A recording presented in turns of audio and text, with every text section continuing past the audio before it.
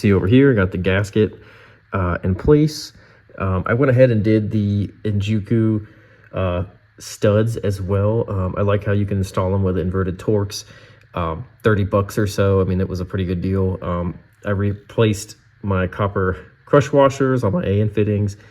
That's all torqued and ready to go. So just slap the turbo on, and then I can finish up with the hot side, and then I can move on to the intake side to mess with all the intake gaskets and all that stuff that I was going to work on next.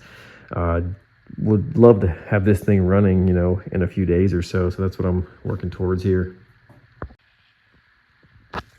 I got the manifold here bolted all together. I got a little bit of a messy workstation here, just making sure I got all the lines and everything sorted, but I ended up going with the Remflex gasket because I checked the gasket flange and I wanted to make sure that like I got a perfect seal.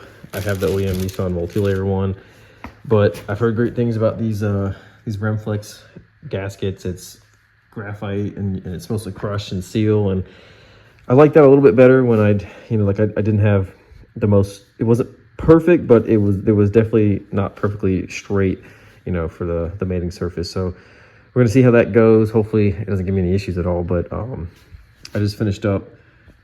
It's not the prettiest, but I just painted it. The little support bracket, I welded it back together. It was originally cracked. Yeah, so I mean the manifold's ready to, manifold turbo assembly and lines ready to drop on and then get tightened up. Got my little garage heater buddy. Thing's a little broken, but it works. Gotta get myself warm. It's pretty cold here in North Carolina. But making some more progress. I ran to Harbor Freight. They had this thing on sale. This big light. I felt like it was a pretty good deal. Just to add to my Harbor Freight light collection, rechargeable. I have so many of them that if I keep them all charged, I usually have one or two that has power, you know, like rotate them. I picked up a few other things from Harbor Freight actually. Thought this was cool for 10 bucks, a magnetic paper towel holder. So now I don't have to chase the rolls around the garage. And a couple other things. I picked up some clamps. You know, like these are always good to have. And they had some T-bolt clamps. I got them down there, just spares. You never know when you're gonna need some extras. But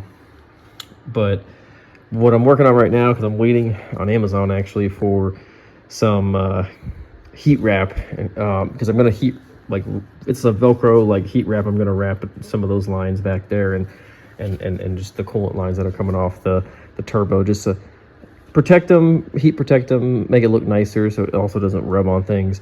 I'm probably gonna heat wrap my line to the wastegate. I have it on just a little bit, but this was all, I'll show you. This was all, that pile on the floor, all the old blue. I don't think it was like had cracks or rips or anything like that, but I feel like the black is cleaner. And then, you know, for the wastegate line, I'm not playing around. Gotta use some non-marring like clamps on there, the fuel injector clamps, just to make sure that it's on there. And then I'll zip tie all this stuff out the way and just kind of, I'm gonna put some heat shrink and make it look nice, protect it a little better. Yeah, I'm gonna try to make use of the HKS electronic boost controller that it has. And then I ran the main line all the way here, and I just put it on there a little bit under the throttle body. But I'm going to be taking this apart. I'm going to do intake gaskets and the injectors, like I mentioned before. So didn't want to go too crazy on this side. I'm also going to change the fuel filter as well. And actually, I haven't decided if I'm going to put this on, but I got the Gritty fuel rail adapter. And I went ahead and bought one of the Tomy Type S fuel pressure regulators, just in case I need it. But it's probably a good thing to install, so I figured I'll mount it somewhere over here. And then I usually make the lines for that, so replace the fuel lines. I got to see what I have though. And just to get it running, I may just throw it all back together OEM. If none of these lines that are on there split when they come off. and then just change it later. But because I am eager to make it run, but you know, we'll kind of see when we get to that part. But yeah, just getting there slowly. You know, I'm gonna run some new, looks like there's some hose there, so I'll replace the T, just to be safe, have it all fresh. You know, no boost leaks is what we're looking for. And you know, I kind of hodgepodge the turbo lines together with stuff that I had, and changed a couple fittings and stuff like that, so it worked out pretty well. Yeah, I'm excited to run this thing here pretty soon. Got the intake manifold first half upper plenum off on the S15. I finished up and buttoned up the hot side. There's a few little minor touches I'm going to do here, but it's really sorted over here and everything's bolted up even to the downpipe and back. One thing I wasn't too crazy about is I had to get a different coupler. I had to cut it down, and I powder coated these pipes, and I replaced the intercooler. I put a larger unit in there, and it sits like about an inch or so further like pivoted back, so it made the fitment a little bit weird. I might go back and update the brackets on this, or just like extend them closer to the original unit. I'll show you what I'm talking about. Like on the new one, these were a little shorter, so I might just extend them, and then I can then mount that new intercooler in the original location, so should be good for that. But for now, if not, I mean, I was able to make it work. It does leave a little bit of a gap here, which that's kind of why I was gonna fix that, or maybe just I can get like a, you know, some sort of seal thing that I can make underneath that. But at least for first start purposes and just kind of like getting it running, you know, that's minor things I can fix down the road. But yeah, I had a suspicion on the intake over here. I'll show, you can see down here. Oh, yeah, there you go. There's some fuel down there. Probably a little bit of oil too, but this thing was running super rough.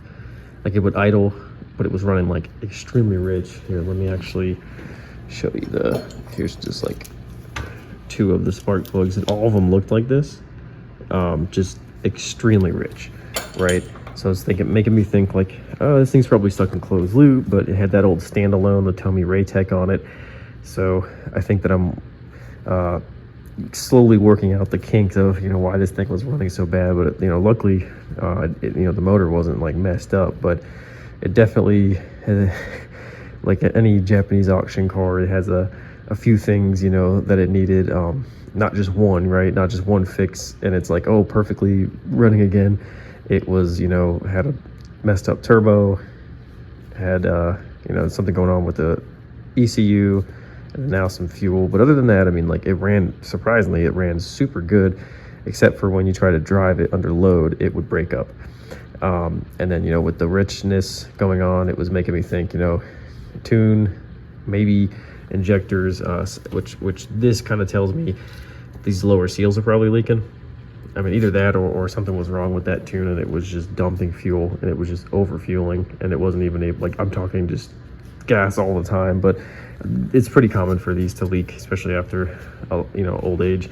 So I did get some brand new injectors. I got 5.0 750s, and I used to run them back in the day, and they were red. Now they're gray, and I'll show those in another clip. But those are really good quality, honestly, like billet nozzles, and I had never had any issues out of my 5.0, so I figured, you know, for a semi-budget injector, I was like, let me go with them. They're tried and true. So I think these are probably 550s, but if they're usable, they're going to go to my brother.